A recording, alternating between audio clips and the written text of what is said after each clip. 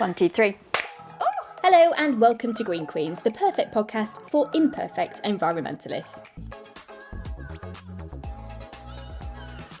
Abbie, welcome to Season 2, Episode 1. Accidental Season 2, Episode 1. We had a bit of a mental breakdown, didn't we, the two of us? You were like, just putting it out there, but how do you feel if we maybe have a week off and then come back with Series 2? So welcome to Accidental Series 2 of the Green Queens podcast, but it actually worked very well, I think. It worked exceptionally well, and I think, 12 was a nice number to Great. say, Season 1. Actually, maybe we should discuss this now. Are we saying Season 1 or Series 1? Season feels quite American, but it also feels like the word I want to say the most, strangely. Should we go with season? And if we change it to series halfway through, no one will know. No one. We're the boss. We do what we want. But it's quite nice to be able to look back at that stack of 12 episodes. Be like, oh my goodness, we've spoken to some amazing people in that time. We've got to spend a really nice amount of time together. And yeah, Season 2, we can pick up all of the stuff that we really loved that we were doing, and then ditch some of the stuff that we've learnt the error of our ways. Yes, well, we haven't, but we'll just keep doing it anyway. And if people want to listen or not, then it's totally up to you. But yeah, I know. No, I think it has to be series. Now I'm thinking about it. Season just makes me feel too American. It's because I was thinking of like Desperate Housewives, which is Season 2, Episode 1. Oh But my God. we are not. We are housewives. No, we're not. We're just wives. And we are quite desperate, but still. It has to be series. So, just on Desperate Housewives, because it was on a Wednesday evening at 10 p.m. at a point in time when I think I would have been, well, the first season, I think I was 12. Yeah. I was considered quite cool for staying up that late and watching it. Yeah, that is cool. I don't think I was allowed to stay up that late. I think I was allowed to stay up till like 10 on a Thursday evening when I was a bit younger to watch Friends, because that used to be on a Thursday evening at 9, which was a real treat. Oh no, so that was only half an hour, so it would have been 9:30. Oh, wasn't that cool? Never mind. Yeah, I mean, but also maybe it's why I now look haggard and tired. Oh, get lost. We both look like 10, and you know we do. Okay, we're not going to talk about TV shows the whole time. We are going to quite literally deep dive into the ocean for today. And then we're going to resurface, I think, and talk a little bit about power outages, two things that have been in the news a little bit recently. Yes, but to start off, how's your week been? What have you been up to in the past couple of weeks?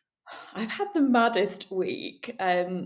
So I can't remember. So I worked at the London Marathon, which was a couple of weeks ago, which was great. And then I feel like since that day, I was covering all of the sustainability stuff, which was very apt because it was the fourth hottest London Marathon that we've ever seen. And it was quite scary. It was amazing atmosphere, we'll say, for spectators. It was insane. But it was quite scary to see some of the runners really struggle with the heat. So that was great. And then I feel like since then I have not stopped. And I got a very last minute invitation to work with the Ocean Race team, which if you've not heard of, is a round the world sailing race. It is impressive to say the least.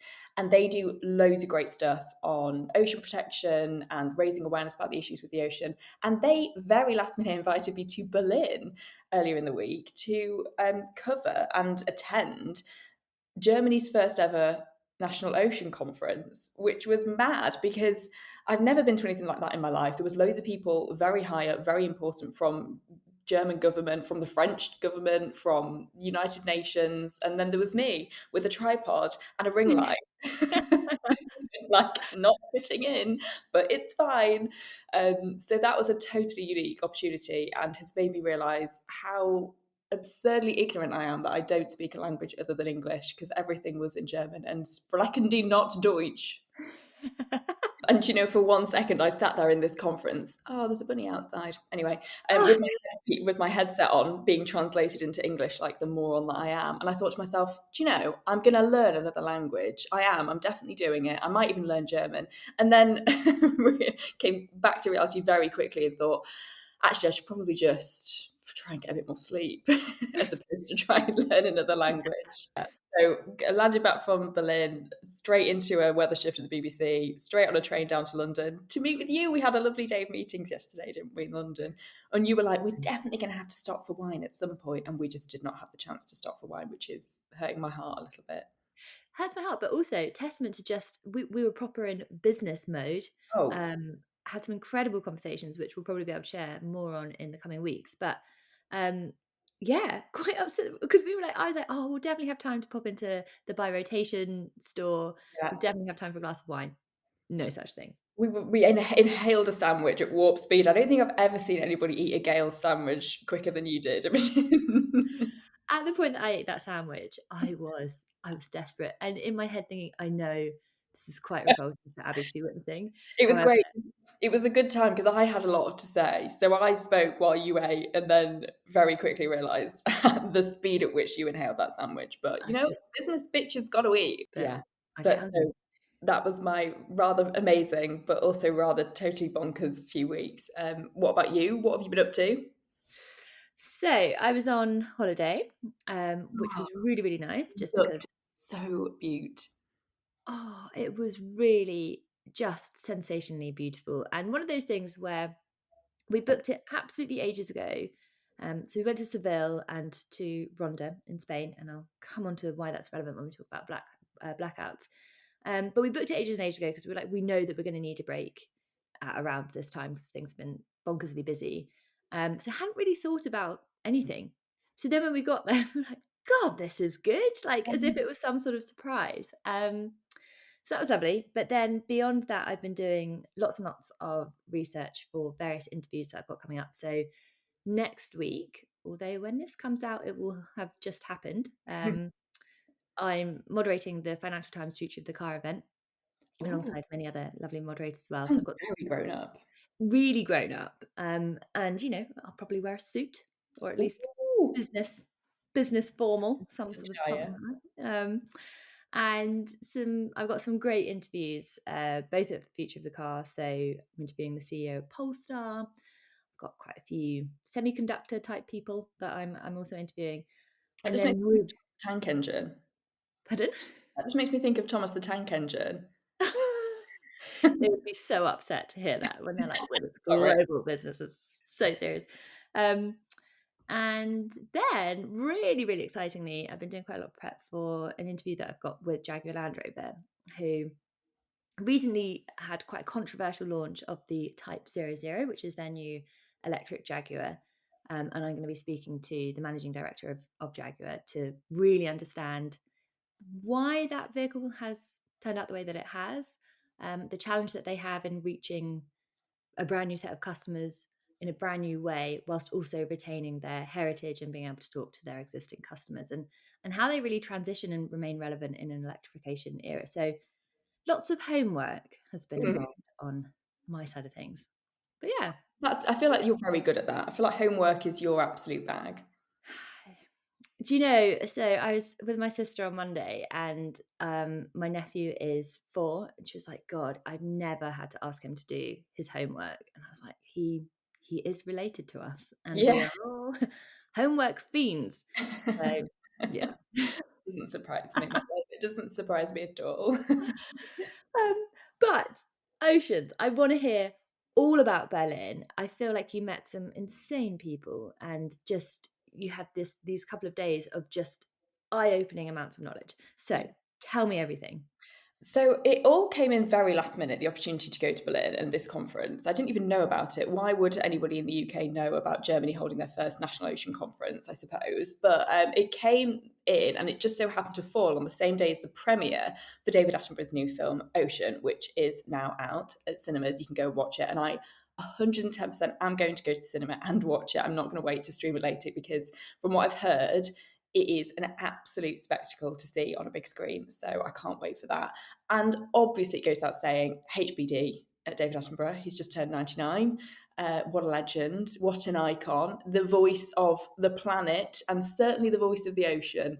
So, yeah, huge happy birthday to David Attenborough. I'm sure he's a listener. 99. Yeah, yeah. Well, do you know, we were both laughing because in the notes that we made for this podcast, at the end it just says HBD Dave. And I knew, we both knew what we meant. We were like, yeah, we have to reference that. It's very, very important that the icon, Dave, nah, you can't call him Dave. So No. Alan has to be Alan Titchmarsh and David Attenborough has to be David Attenborough. Do you think he's ever been Dave to his friends? Do you think there's an inner circle that get to call him Dave? Big D. Big D.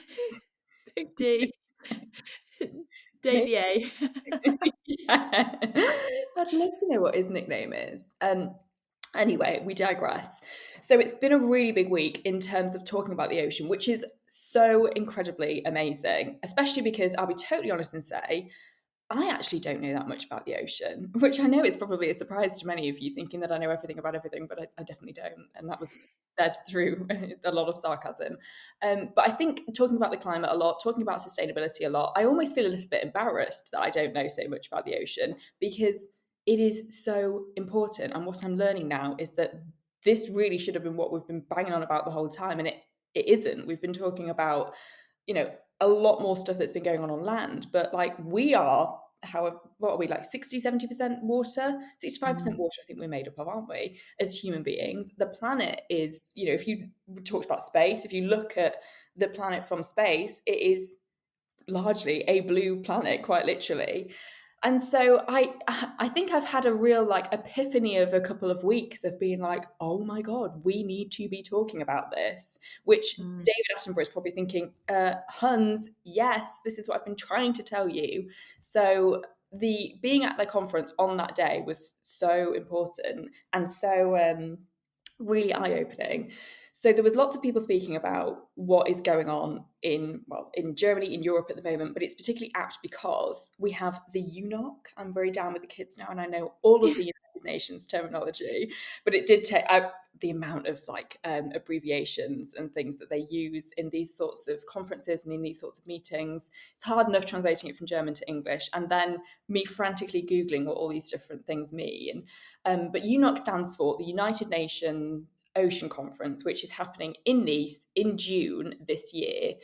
And that is important because it's where lots of people from the United Nations, which is essentially, if you do not know, like a group chat for important people around the world that are going to hopefully solve the issues, not to dim it down.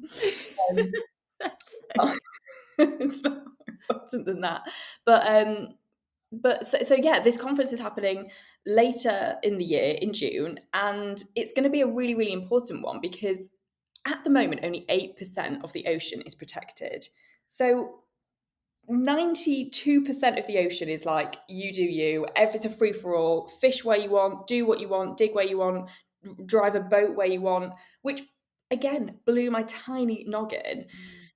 Because of the impact that it has on the rest of our planet. But in June in Nice, apparently the United Nations are really trying to get this treaty through, which again is kind of like an agreement. If you've heard of the Paris Agreement, that's something that the United Nations agreed to. So it is a relatively important thing to try and get the rest of the world to sign up to a goal to be 30 by 30, which is to have 30% of the ocean protected by 2030. And that is hugely important, especially because of how quickly a lot of the damage that we've done to the ocean can recover if we just leave it. Like if we just get out the water and stop fishing and stop, having deep sea mining and all these other crazy issues that we have just completely destroyed our ocean with in recent years. If we can try and get this treaty in place to have 30% of the ocean protected by 2030, I genuinely believe that we will see a huge improvement. So it's going to be a watch this space closely sort of situation. And yeah, the amount of things that I learned on Tuesday from just speaking to these people directly, I ended up having a couple of beers. This is so mad, with the United Nations Special Envoy for the Ocean, Peter Thompson. I mean, that just sounds like a superhero title, doesn't it, really? And he absolutely was. So he's from Fiji. He's in his 70s, I think. He's got grandchildren, and his eldest grandchild is 14. So I would say that he probably is in his 70s. He now lives in Australia. And the Special Envoy for the Oceans basically means that he is like the caretaker of the sea, the whole of the world's ocean. I mean, that's a pretty big job for one man. And he looked exhausted, bless him. But he was so interesting to talk to, and particularly over a couple of beers. He ended up telling me about, he was like, oh, everybody knows, the logo for the WWF is WWF. Yeah. I all of a sudden thought I was talking about wrestling. That's WWF. No, that's always what happens. You're like, hang on a second. Have I said what I meant to say? Yeah. Yes. No, you did. Yeah. So the logo for the WWF is a panda, and he was Mm. like, everybody knows what a panda is. He said, without sounding awful, if pandas become extinct, there is very little impact that will have on the world, other than the fact that we will have far fewer cute things that we can look at, which, okay, that's interesting. It's really heartbreaking, but the pandas get a lot of traction, and they therefore Yeah. get a lot of people donating. He said that the logo for, I don't know if it's the UN or if it's just for him because it's because he is the ocean caretaker, is and we've got this written down, prochloroc. I'm going to butcher it. I can't say it. Plo. I believe in you. Okay. Prochlorococcus. No, I said it wrong. Hey, how rude. Okay, I'm going to give it one more go. Let me limber up. Hang on. It is the prochlorococcus. That is actually the word. Yes, I Oh said my it. God. Get this woman a rosette. That was incredible. It was actually terrible. And Peter Johnson is probably shaking in his boots hearing this. So that is the ocean's hidden hero, apparently, and we need to know more about it. It is a tiny ocean bacteria. The mad thing is, we scooped up this sample of water from some river that ran through Berlin. I don't even know what it was, and put like a microscopic camera in there, and you could see them all swimming around. It Yeah. was kind of icky, but also amazing. We rely on it every single day because it produces about 10% of the oxygen that we breathe. So every other breath that we take as humans is going to be because, I'm not going to try and say it again, the pea babe managed to give us that oxygen. And it also helps absorb some of the CO2 from the atmosphere. So it's a case of like we're pumping stuff out, the pea babe is sucking it back in and giving us the oxygen. And I would say 95% of people in the world have no idea what this thing is and how Yeah. important it is and how we really need to do our best to protect it. So I have just honestly been overwhelmed with the amount of information that I've absorbed from that conference. It's just how do we kind of sell this Yeah. not very cute like bacteria? There's so many things in that I think are just so fascinating and such hard problems to solve because and it was amazing when you were in this conference in Berlin, I'd happened to listen to a podcast about the ocean the day before. So when you were there, I was like, oh my God, this is we're just clearly meant to be friends. Mhm. Um, but some of the challenges, there's a term called sea blind, which I thought was like you've been at sea loads of and you've just seen blue. But it means that for so many people, they don't see the sea and it's a really quite an abstract concept. And in fact, we see space as humans because we see the sky at night and we see the sky in the day more than we see the sea. And so there's this huge like out of sight, out of mind, despite the fact 90% of global trade moves via the ocean, which is totally insane. We also got all of these governments, really betting big on carbon capture and storage, which is extremely inefficient at this point in time. Not even a dead cert that it can be scaled to the quantities that we need, and yet we have this huge carbon sink available to us in the ocean. Yeah. Should we choose to protect it properly? But the other thing that was like really, really blew my mind on the kind of the logo aspect and really creating that empathy and understanding is there are bits of the ocean that are just so deep. So I think the deepest point of the ocean is this place called Clarion Clipperton, which is just really fun to say. And Not as fun as prochlorococcus. let's rename this podcast to Plochlorococcus. See, it's hard. You didn't say it right either. But there are things down there that are alive, but they don't always have eyes. And if you don't have eyes, and also, why do you need eyes down there? Because it's really, really dark. Going on, yeah. Like how it is harder for humans to create empathy and relationships with these things that aren't cute and cuddly with eyes that we Yeah. can sort of anthropomorphize. So, and then I think in the absence of all of that, we've got David Attenborough who can bring that cool, calm, collected, urgent voice of authority. And we just hope that, yeah, that can be enough. I know, and I think one of the things that I took away is I don't know if I think it might have been Peter actually over a beer who said you can't protect what you don't understand, and I Mm. thought that is very true because we know so little, and like like I say, I felt a little bit ignorant about how little I knew. And I thought, well, if I'm meant to be one of the very few people reaching a tiny number of other people who are learning a little bit of stuff that doesn't know it. But then I thought, no. Now this is my job to learn and to try and simplify and to not you knock it and use all these abbreviations and words that nobody understands and to try and put it into plain English. And hopefully make people understand and therefore want to connect and want to protect. And yeah, I think that's hopefully what we can try and do over the next, maybe this next series of Green Queens, is talk about the ocean a little bit more.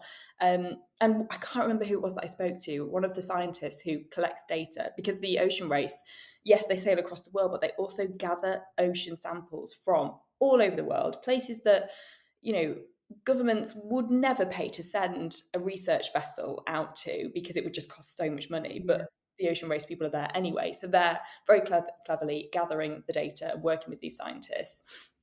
And I said to one of the scientists, but like, why is this important? Why do we need data from all over the sea? I don't really, ignorance is bliss, surely. And he said, it's so important that we understand what we're dealing with, how much stuff we've got. Essentially, I think the way that he was kind of describing it was, we kind of need to know how much money's in the bank, because it's no good having a mortgage that's £1,500 and then a car that's £200 and then a phone bill that's £50 and essentially getting your outgoings to £2,000 a month if the money in the bank is only ever going to add up to 1,800. So, and I think that's the problem that we've been having, is that our spend globally in terms of emissions is starting to outweigh, like we're getting very close to credit debt recovery sorts of situations. And so we need to manage those levels in order to say, it's okay, we've got enough as long as we stop doing this, as long as we just, get rid of the fancy car and maybe don't upgrade the phone next month. So I think that was very interesting, and I'm very keen to follow that research a little bit and to find out what we are dealing with, how much stuff we have, how much buffer we have, whether we can recover a little bit more by protecting a little bit more of the ocean. So yeah, I've had a good week. Yeah, an incredible week. And I don't want to give too much away, but we were having a really interesting conversation with somebody very exciting. Should we say where we were yesterday afternoon? Oh yeah, I think so. Well, it's coming up in this series, so why not? Is it? Yes, it is. Yeah. We were at Wimbledon We went to yesterday, Wimbledon. and we had a big conversation around how sport can, obviously really, really commit to these 2030 emissions targets or 2050 emissions targets or whatever they have set.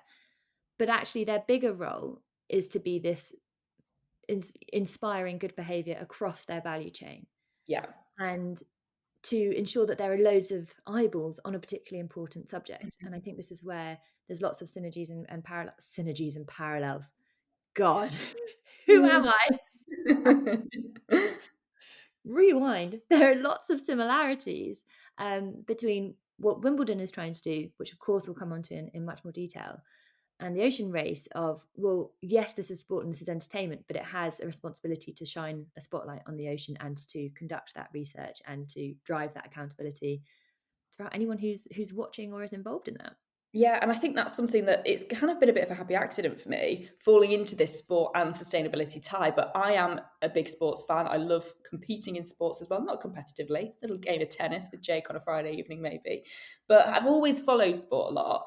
And it's so, I was saying this to you yesterday, like having been a kid that got the bus to London from Grimsby to go watch Wimbledon with my school or with my tennis club, to be back there working there, but about something so important and amplifying a message that is so important, it's just beyond my wildest dreams that it's happening. But I'm so thrilled it is. And what is really exciting is that, full transparency here, and I said this to the team, I hadn't heard of the ocean race until last week when this amazing Yeah. opportunity landed on my desk. But as soon as I looked at the huge following, it's like cult level following for this race, and rightly so, because it's so impressive.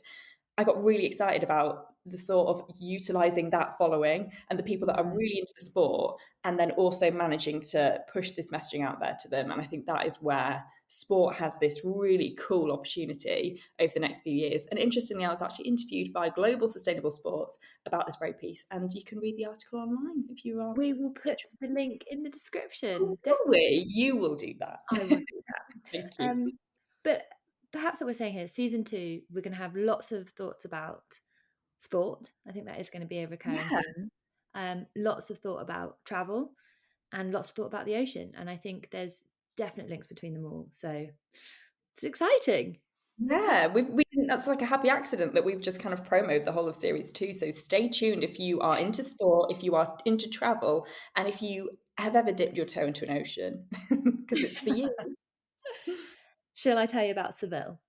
Tell me about Seville, because Seville also has, yes, you were on holiday and looking absolutely gorgeous at all times, but it very much has a tie now with the Green Queens podcast. Well, so if you can cast your minds back to, I think it was the 28th of April, Mhm. there was a power cut that for 10 hours, well, for some people it's 10 hours, for some people it's 23, between 10 and 23 hours, there was a blackout across the whole of Spain, the whole of Portugal, and some areas of France. It Madness. just so happened that on the 28th of April, we were meant to be recording a podcast with a really wonderful woman called Juliet Kinsman, who will be the next episode after this one.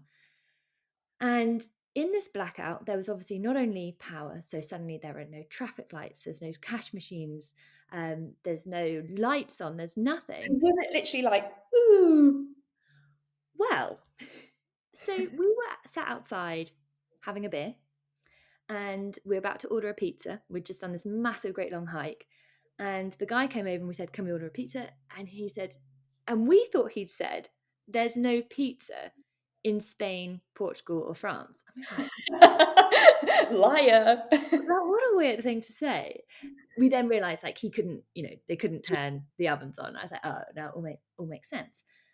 But there was no internet, and it meant that we couldn't pay. So Um, sorry, what about data? Like, 5G, 4G situation? Nothing. Because obviously the satellites were impacted as well. So the internet one is one where, because obviously you've got, I think it would be the kind of Like towers that you see, yeah. yeah. Um, so as we sort of became aware of this, we looked across this square, and you can see shops closing and people looking confused and constantly trying to refresh their phones and all this sort of stuff.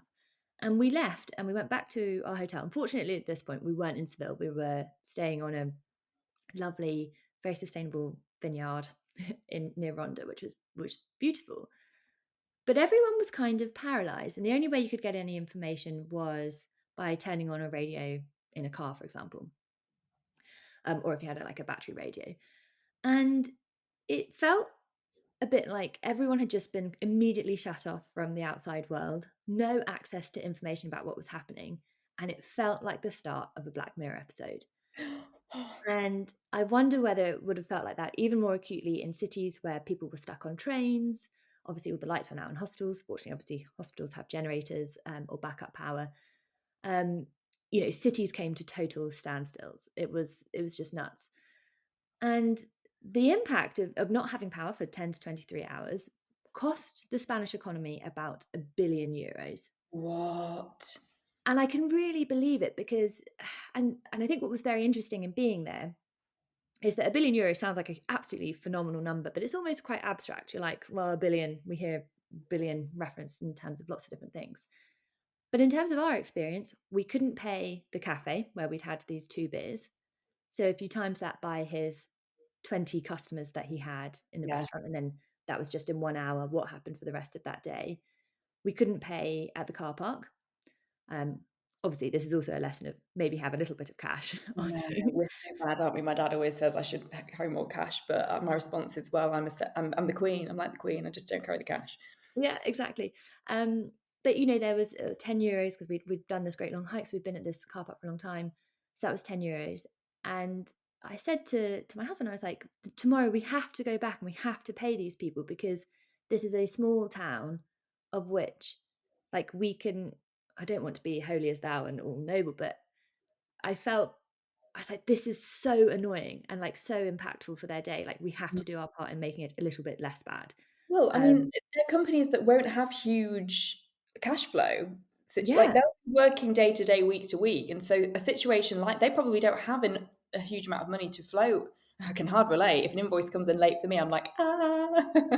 Exactly. And so it was just, it like felt so much more visceral. And the weird thing about the whole thing was that because Steve and I were on holiday, so we didn't really have any responsibilities, obviously, and there was this ripple effect of like, what on earth is going on? We ended up having probably quite a lot of much deeper conversations than we would have done ordinarily. We also just spent the day one way the afternoon and had far too many Negronis, which probably uh, lubricated some of those deeper conversations. Yeah. But it was very fascinating looking at the commentary subsequently about what was the cause. And the sort of overall consensus is there's a few theories, but there's no real consensus. So No. the real suspected theory is that I want to make sure that I get the terminology here. So the Prime Minister of Spain said that there's a strong oscillation within the European grid as a potential trigger. So for anyone who can cast their minds back to like GCSE physics, electricity has a frequency, and for those who are listening, I'm sort of doing a swooping Mm-hmm. sine curve. And so there was an oscillation or sort of a vibration that kind of really jarred the whole system. um, the grid operator, meanwhile, said that there was a rare atmospheric phenomenon. What Mm. precisely that means is not entirely sure. There's been some speculation about there was a day earlier in April where 100% of the electricity in Spain was from renewables. Yeah. And the challenge, the really, really brilliant thing about having renewables is that obviously we're not burning any fossil fuels, but you don't have this base load frequency in the system. So there's a much more kind of frequency variation. And so there was some thought of, was there some inertia problem? That's kind of been ruled out. And then, of course, the most conspiracy theorist, or not, as the case may be, is that was it a big cyber attack, which has been ruled out, but is still being investigated by the Spanish courts. So TBC, but I mean, it really emphasizes that actually, how dependent are we on our Yeah. communication systems and electricity?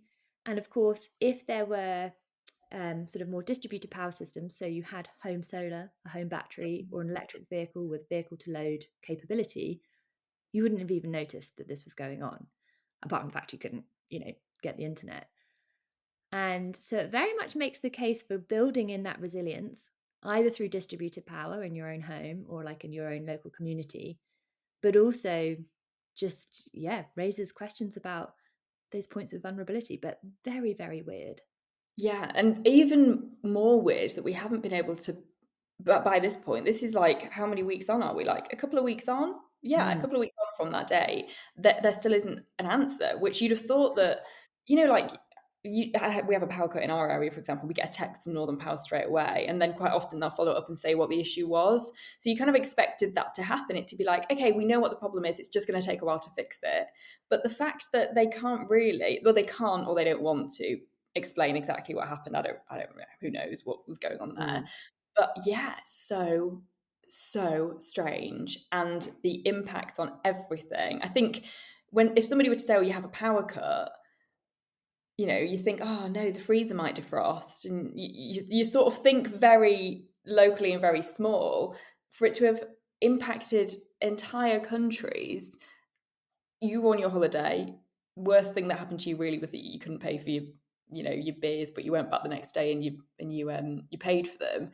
But yeah, imagine being underground on a tube, or I don't, or wanting being in the position to fly home at that point, sat in an airport, or Yeah. in a really important business meeting mid operation. Like you say, I know that the hospitals have generators, thankfully, but I just Mm. cannot get my head around how that will have impacted so many people over the Well, space of that. exactly. And it was 50 million people, thousands of flight cancelled. And just imagine being sat in the airport and watching the screens just go dark. I think it would have been terrifying. And it's interesting that you say about the ice cream, because that was my first question. I mean, what are my priorities? I was like, deep. They can't, if the freezers go off for a period of time, they can't then refreeze that ice cream. They're just going to have to bin it. And that is so devastating for all those ice cream parlors. And also, we're not going to be able to eat any ice cream. So Yeah. the first thing that we did when we got back to the hotel is that I went up to the staff and I was like, "Can I have an ice cream?" And in my head, I wasn't thinking, "I really want that ice cream." I was like, "I'm doing them a favour because they're not going to have to bin this ice cream." Anyway, maybe again that was the Negronis talking. Who knows? Maybe, but also I think that's peak holiday brain, and Mm. I'm pleased for you that that was your biggest concern. So, what about like your hotel room? Did your hotel have a generator? Oh no! So we were in the dark there, and we had phone torches and candles and things. But it Oh, was that's so romantic. it was, and it was. We had a pleasant but quite existential kind of day. But I also want to tell you because I'm conscious of time. I want to tell you about Seville because I think want to finish this on a positive note because that definitely was weird and there's definitely certain things that need to be sort of kept an eye on. I would say. But have you ever been to Seville? No, I've always wanted to. It looks beautiful.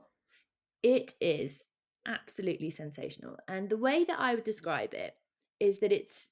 Have you seen Shrek 2? Yes. You know when they go to far, far, far away.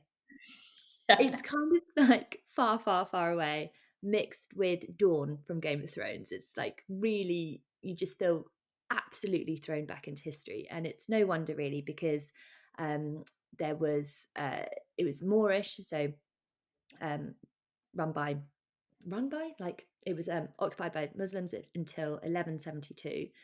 And the architecture from that period of time is still there. It's still absolutely beautiful. And then the Catholics came in 1172. No, I think in 1248, and they took over. So the architecture has so much inspiration from the Moorish period of time, and then also from like this Gothic, Baroque, and then Renaissance period of time as well. So super um, interesting architecture. But what's relevant to this conversation is that it's home to the biggest cathedral in the world, but, and probably controversially, it was built on the existing site of the mosque. So the very, very famous clock tower used to be the like prayer tower. I think it's called the minaret. I should really look up how you say that word.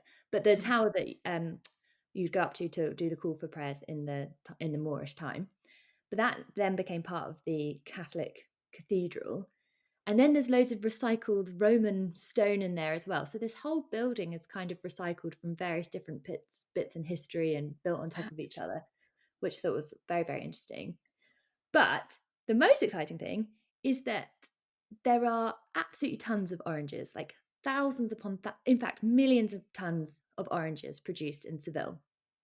Many of them are used for food, lots of them are used for essential oils, but lots of them just have far too high acidity to be useful. So those oranges are collected, converted into biogas because they're fermented and the methane is turned into biogas. And then that biogas runs some of the city's buses. And whilst obviously biogas does produce CO2, and there are questions around how kind of net zero that actually is, Yeah, but it's you not a have fossil got fuel. it's not a fossil fuel, and you have got buses in Seville running on oranges, That's which I thought was lovely. amazing. Yeah. Do they kind of have that in my mind? If you were to just like say that to me, you just imagine like an exhaust pipe with an orange popping out. Yeah. Well, I think they do say it on some of the back of them, but this will be no surprise to you. Um, I got that fact from a walking tour. Of course, you did a walking tour. I It's feel so sorry for your husband in these situations. oh my god. So you are gonna just judge me so profoundly for this. So we were sat on this at this rooftop bar, looking at the cathedral, looking at the Giralda Tower, and I was like, "Deep, please, can you Google top 10 facts about the cathedral, and then can you tell me them?" And so he told me these top 10 facts. I knew that it had been turned into a cathedral in 1248. And the next day, we were on this walking tour, and the guy was like, "Does anyone know when the cathedral was built?" And I just like, Your hand shot up, I imagine. he really did. I was like 1248, and then throughout the rest of the tour, he was like, "Can't hear from you, Imogen. We need to give someone else a go." And then at the end, he was like, "Right." Part of the walking tour of Seville. then there was one date which I knew, but I was like, I need to pretend I don't. So I was like, oh, like 11:70 something.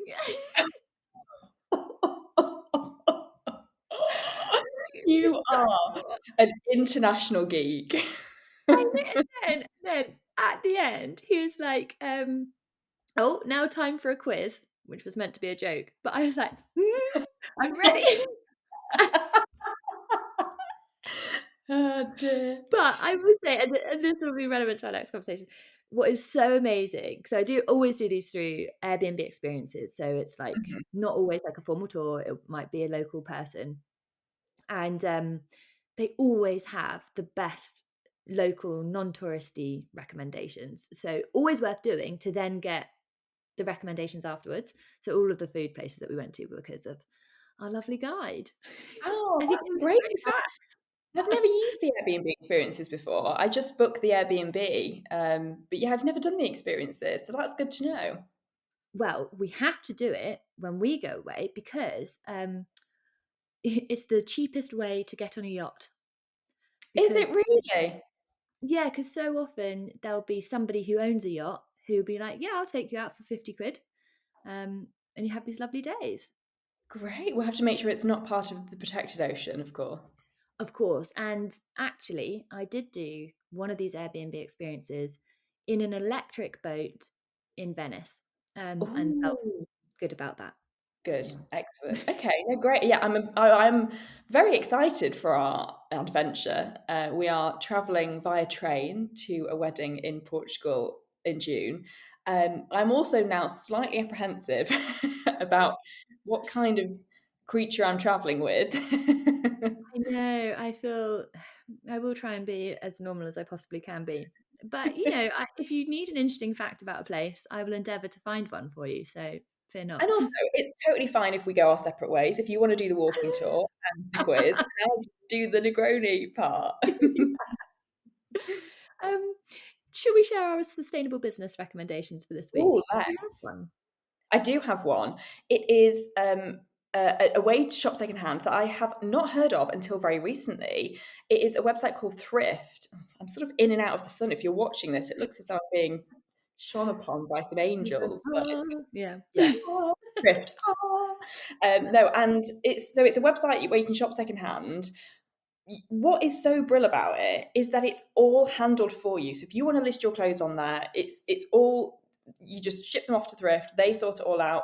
They clean them, they bag them, they list them on the website. They then deal with people making. You can make bids on the clothing. So it's kind of like a slightly it's a really good entry level way to shop secondhand. Let me put it that way, because I think vintage, Mm, because it's peer to peer, you don't always know what state things are going to arrive in. More often than not, people do send them in a really good, clean, yeah. nicely packaged way. But that isn't always the case, and there is no guarantee. But with thrift, because it is essentially just shopping online, it's as we have always known it, but you can bid on so you can like offer lower on the prices. It then takes a day or two for them to come back to you to say whether they've been accepted or not. They sometimes have like 30% off site wide. I have got some bargains for we're going to Cornwall in a couple of weeks, and I was like, I just kind of want some English coastal bits and bobs to add to my wardrobe, and also realized that the denim shorts that I regularly wear are the same denim shorts that I was wearing when I was 18, and I think they're verging on inappropriate for a 31-year-old to be wearing now. So I got some denim shorts from there. But yeah, I was very impressed, having never heard of this website before. And then all of a sudden now I'm obsessed because you can set alerts on things as well. So it tells you when Mm. prices drop. So there's a pair of Gucci sliders that I have my eye on, put a little watch tag on, and they had a price drop the other day. So I was like, oh, all the designer stuff is verified as well. So it's a really, really good way to shop secondhand, particularly if you've never done it before. That is absolutely amazing advice because I've done a big Vinted upload recently and it's worth the hustle because I think now my Vinted credit is at like £170, which obviously, as you know, like can go quite a long way. But that was maybe 35 things that I sold. It's quite involved. And sometimes there's Yeah. a joy in that, and there definitely is a joy in that. But then, sort of factoring in the trips to, in post or whatever, is can get a little bit annoying. So quite nice to have something there that can still allow you to do good in the world, but they outsource all of the worry for you. And it is one of the very few places that I have ever found where you can shop secondhand, and if it's not right, you can return it. Oh, that is very, very, very handy. And I think that holds everyone to account within, if you're selling something, if you're buying something, if you're the person in between as well. Yeah, Nice. 100%. So very impressed with thrift. You need to check it out. Oh, and one of the things that I think is amazing about your wardrobe is that you do really well to dress for the environment that you're in. It's not just the event, it's like where you're going. And I think it is amazing. So I'm very much looking forward to your outfits from Cornwall. Thank you so much. I do take that very seriously. I do have a Pinterest board for various different things. I went on a clay pigeon shoot, I will say, a couple of years ago and had like the shirt and the hat and stuff. It was all things that I just had in my wardrobe anyway. And somebody messaged me that I used to work with at BBC in Lincolnshire, and they were like, "Do you just have an outfit for everything?" I was like, "Yes, I do." And I have a Pinterest board for all of those outfits. Also, that's how we grew up, with Barbies. Barbies, they like their outfits were for very, very specific Yeah. situations. And Yeah. on that day, I was clay pigeon shoot Barbie. And next week, I'm going to be English coastal Barbie. Yes. Which will mean several million fleeces and a towel because you need one more layer. So tell me about your sustainable business. So I feel like I'm about to really dupe you because it's not a sustainable business recommendation, but it is a podcast recommendation. Ooh. Um, yeah, so I've been doing quite a lot of driving recently, so had a lovely chance to listen to quite a lot of podcasts, including this one from the BBC called Rare Earth, and it's hosted by Tom Heap, who people may know from either Yeah, Country File or Panorama, and also Helen Chersky. I yeah. work with her on the Fully Charged show, but she is one of the global experts on the She's ocean. amazing. Yeah. She's absolutely sensational. And this podcast called Rare Earth, they talk about various sustainability issues. The one I was listening to was about the International Marine Organization and shipping. I've also listened to an incredible one on what we can learn 40 years on from discovering the ozone hole. And they get these incredible guests who are very, very scientific. So definitely it's a podcast that you need to concentrate a little bit to, but Okay. they talk about these topics in such an engaging way. And I kind of see it as like that's somewhere I can go and do my homework, digest it, and we can talk about it here in a slightly more Yeah. accessible way. But if you want to feel super smart, super informed, and just enjoy listening to these total experts, it's well worth a listen. So I'll also share the links to that as well. Great. But definitely, if you haven't already, listen back to the entirety of Series 1, Green Queens, please. Yeah, Thank you. And rate and like and subscribe and do all those great things, because I feel like a lot of the conversations we've been having recently, people have said, "Can you send us your analytics?" And we're like, "Uh-huh." So boost them for us. yes, please, because we are very new, Yeah. but we're growing very quickly, which is true.